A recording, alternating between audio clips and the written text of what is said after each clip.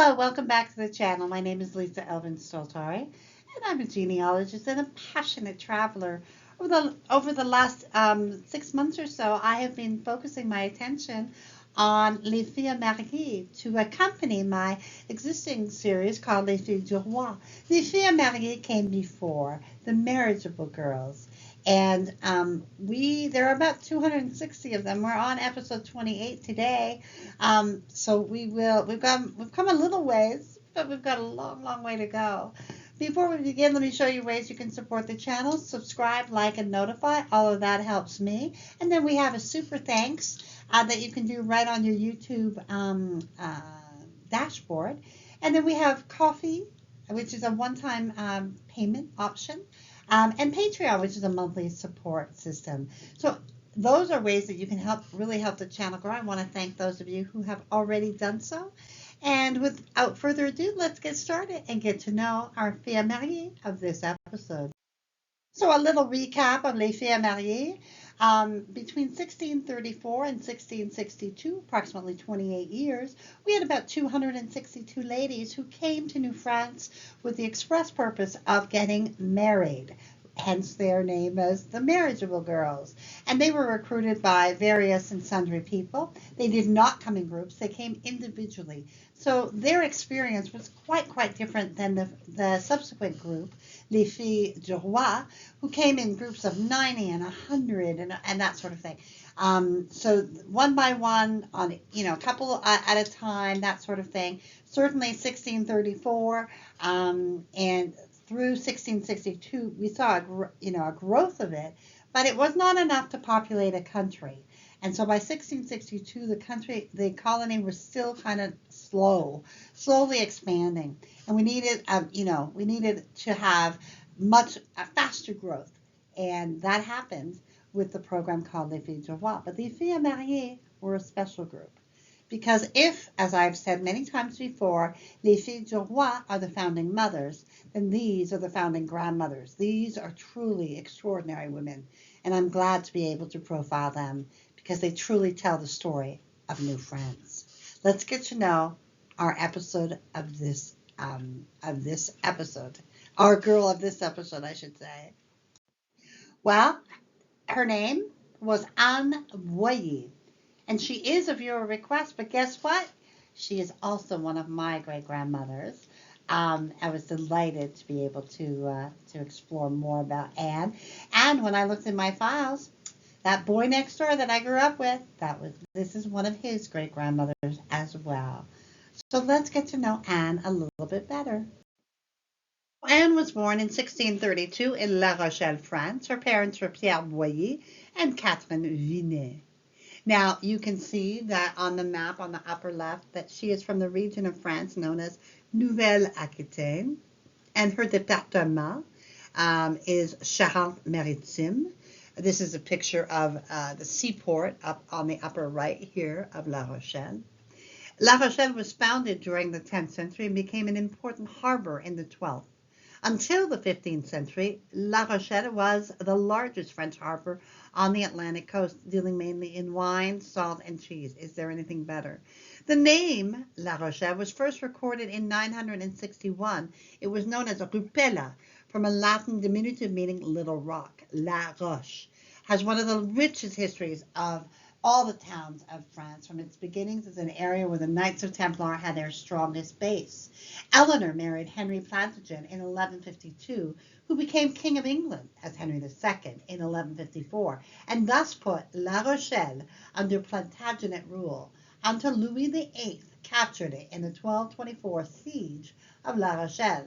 During the British control of the city in 1185, Henry II had the Vauclair Castle built, remains of which are still visible in the Place de Verdun. From 1568, La Rochelle became a center for the Huguenots. It was in La Rochelle that the Protestant revolts occurred and created the uprising that would become known as the Siege of La Rochelle. Throughout the 1600s, the Huguenots were expelled from La Rochelle. So do we know if she was a Protestant? And we don't know. We don't know, but we know that the area that she came from was absolutely, a very challenging place, to say the least. And this at the bottom left is the picture of the church that she was baptized in. That dates from about the 12th century. So Anne would arrive on the ship Le Taureau on June the 21st, 1657. She would select, and who would select her? His name, Pierre Pinot de la Perle. He was born in 1625 in Le Mans, France. His parents were Pascal Pinot and Jean Marteau. You can see that he is born in the Pays de la Loire, which is on the upper right side of your screen, which is the region of France. And then he is part of the département of the Sarthe département. And you can see Le Mans right there in the middle. It's a city of about 145,000, so it's not a small little village. The history of Le Mans is one that dates back to 47 BC when the Romans seized the city. During the 11th century, when it was the capital of the ancient province of Maine, it was the stage for many battles. The English and French battled so many times here. Henry II, who became King of England, was born here in Le Mans. By the 13th century, Le Mans had reverted to French rule. In an interesting tidbit, Wilbur Wright had officially demonstrated his airplane in 1908 here. In 1923, the famous race of 24 Hours of Le Mans, the sports car race, began and is still run annually to this day. Now, the church that he was baptized in was rebuilt after the end of the 100-Year War, but the parish church of Saint Ouen des Fossés was considered dilapidated and too small to accommodate parishioners and students of the new college. The new church was built between 1675 and 1683. It became a chapel after the disappearance of the parish during the Revolution. So this is not the way it looked like when Pierre was there, but certainly this is the church that he would have been baptized in. We do not have a marriage record for Pierre and Anne, but we know that the contract was drawn up May 14, 1658 in Trois-Rivières. So Pierre and Anne would settle at Trois-Rivières. They were truly pioneers.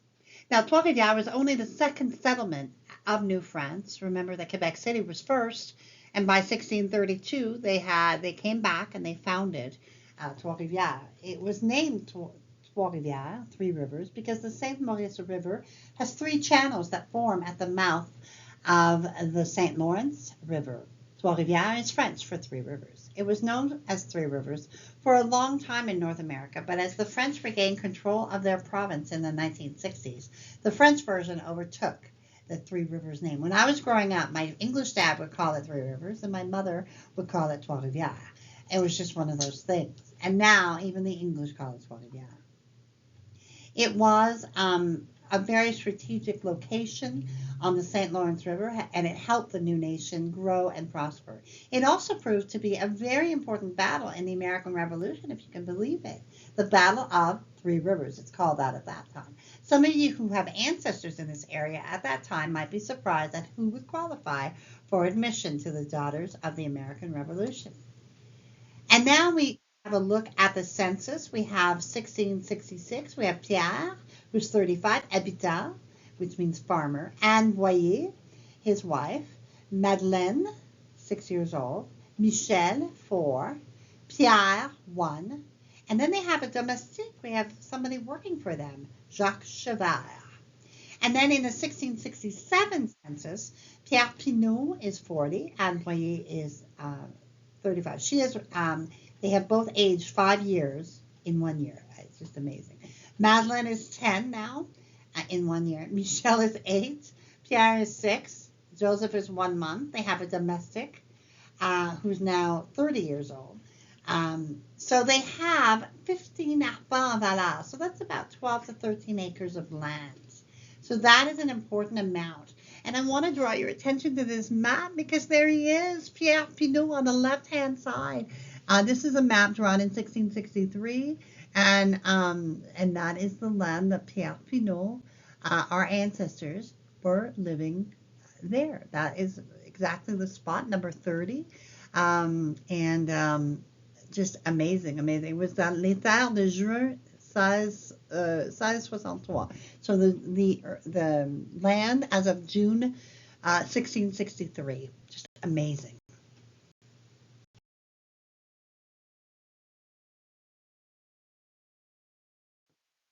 Go on to have 9 children. Their firstborn, Jeanne, would die before the 1666 census. Madeleine would marry Jean Ricard and have 10 children, all of whom would make it. Michel would marry Simone Elisabeth Baudin and have 9 children, 7 of whom would make it. Simone's mother was Michel Marie Grandet, who we profiled in episode 104 of Fille du Roi. Pierre married Madeleine Vanasse but did not have any children.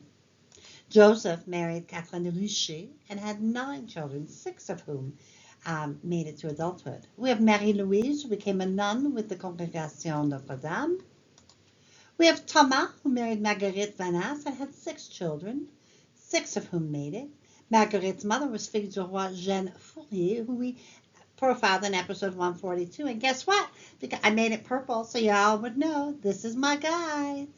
That's my great-grandfather.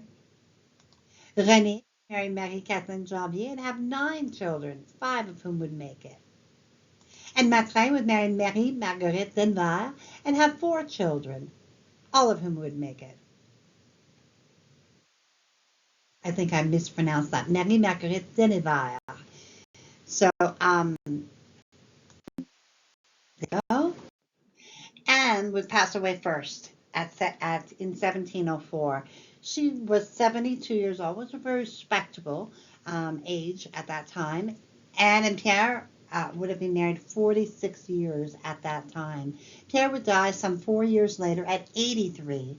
And between the two of them, they would have 171 descendants as of 1729. And these are some of the resources I use. One of the more interesting ones that I find myself going back to time and again is the French-Canadian genealogist. Just amazing work, lots and lots of detail, and just wonderful stories that she tells. So please have a look. I have posted her link, her address. Have a look at her website and her services. Just amazing, amazing contribution to French Canada and the research. We end episode 28, Anne Boyer. I was very delighted to obviously explore Anne's history and what a remarkable achievement she had in terms of not only being a pioneer at Trois-Rivières, but also of Sainte-Anne-de-la-Parade, which is a major little town. She went out there, and her and Pierre made a life, and both of them were able to reach a remarkably older age, if you will, and live a nice long life. And I'm just amazed by their bravery and their courage. And most of all, merci, grand-maman. I am ever grateful that you came because I'm here as a representative of your efforts. So we bless your memory, and we are grateful that you came to our shores. And I'm also grateful for the patrons and supporters who support me in this endeavor that I have of doing all Les Filles Mariées and Les Filles du Roi, profiling them all, putting them all in a place of honor. Until I see you on episode 29, au revoir.